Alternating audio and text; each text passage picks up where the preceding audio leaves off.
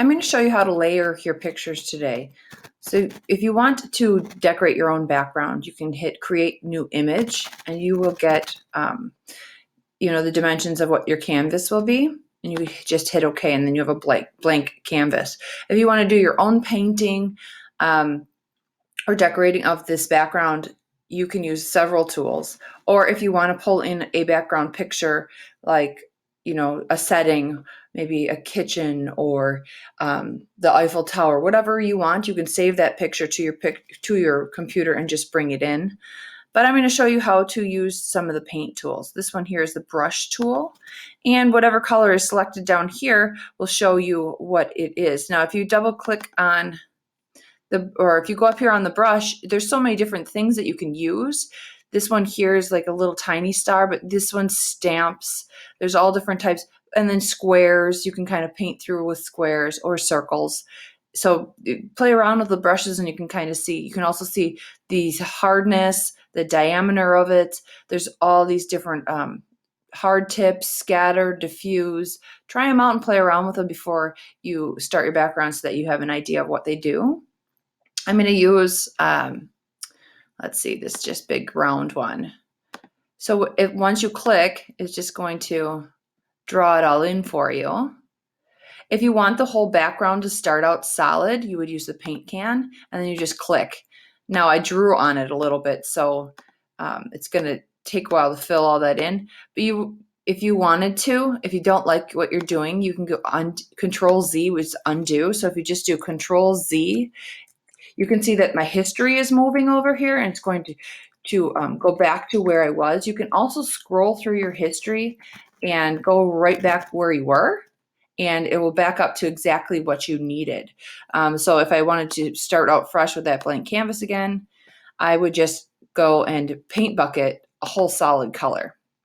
Now, instead of drawing directly right on top of this so that I can go back and make any changes if needed, I'm going to add a new layer, and that layer is going to land right over here. So what you want to do is make sure you're constantly adding new layers every time you do a new change. So I'm going to go back to that brush tool, and I think I'm going to go to the stars because they're kind of cool, and I'm going to change my color. You double click on that, and then whatever color you want is going to show up over here.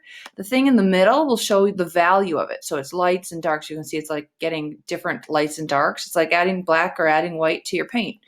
So if I stop there and I hit OK, I can start putting on my little pattern. Get it all done. You can draw, you can paint, you could add stripes. But, just working on what you want to be behind your head for the playing card. Then, if I wanted to add myself at this point, I'd add a new layer, but I'm going to open the image as a layer because I'm going to add in me. Then you're going to search for where you are.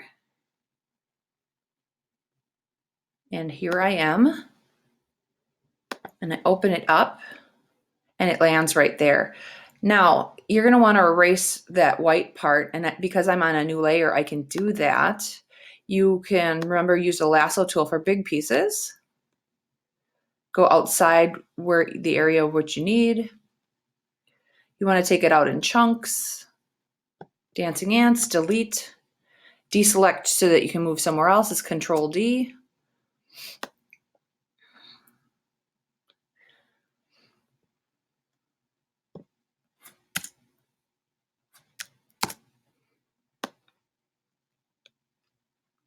You want to be really careful that you don't take out chunks of your body.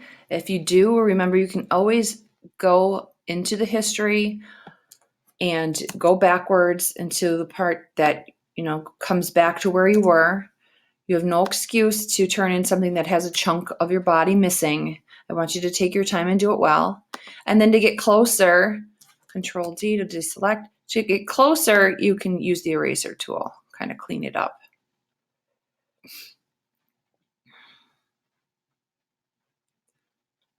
Get rid of all of that white so it looks nice and natural.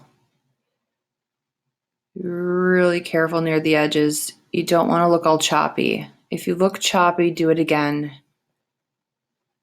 Now, a lot of people have asked me, how do I change the size. Like if I think this is too small or if I want to move it, how do you do that? So to do that, let me just finish my erasing here.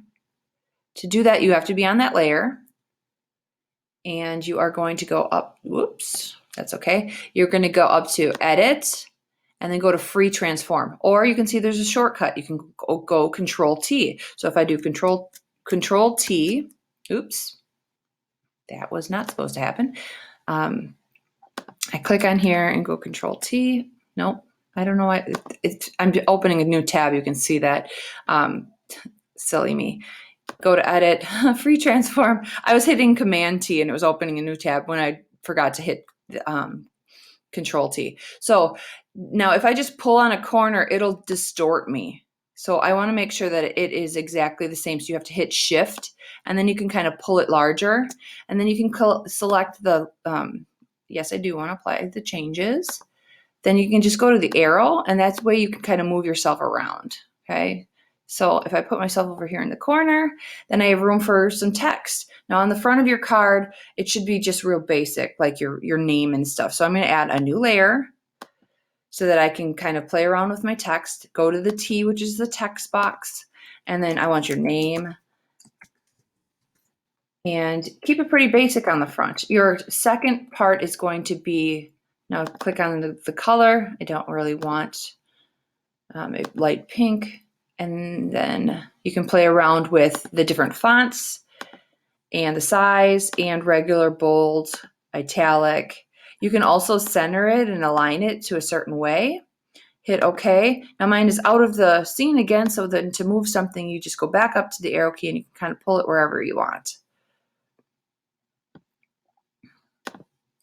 If you like what you have and you, let's say class is over, but you want to go back and do some more, you would go to File and then Save.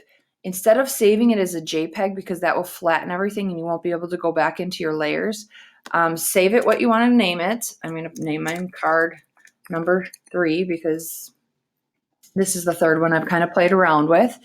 And I'm going to go click the format and go all the way down here to PXD, layered pixel image. That way when class starts again, I can open it back up and play around with the layers. If you save it as a JPEG, you won't be able to do that. So then you hit OK. It's going to be saved to my desktop. You kind of want to pay attention to where things are being saved so you can easily find them again.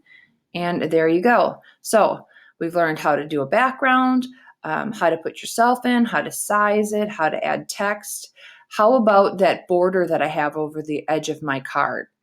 So if you go and add a new layer, there's a bunch of shapes right here, like fun shape tools. You can do squares and rounded edges, circles. This is a line tool here, okay? So the line tool, if you want it to be a certain color, you're going to click the color, you're going to click the value, hit OK, and then you're going to click where you want the line to be, and you can see it kind of drags it and set it where you want it to be, and it will make a line. So that's how you make a nice clean border. If you paint it on, it's kind of blurry. It could be crooked. So this will ensure that at least it's totally straight.